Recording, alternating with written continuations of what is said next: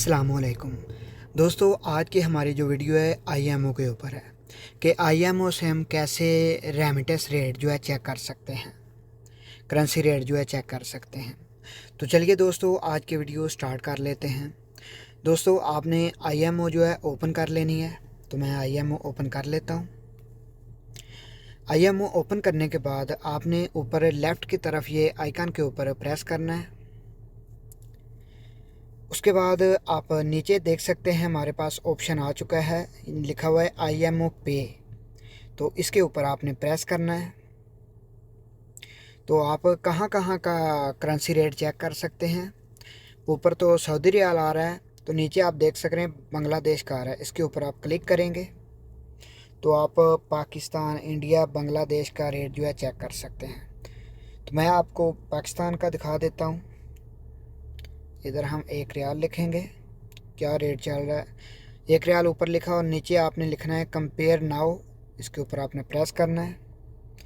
तो आपके पास ये जितने भी इसमें बैंक सिलेक्टेड हैं वो सभी आ रहे हैं, इनका क्या क्या रेट चल रहा है। आप ऊपर को स्क्रॉल करके नीचे सारा रेट देख सकते हैं। जो भी जिसका अच्छा रेट है उससे आप पैसे ट्रांसफ़र कर सकते हैं हम अपने मुल्क में।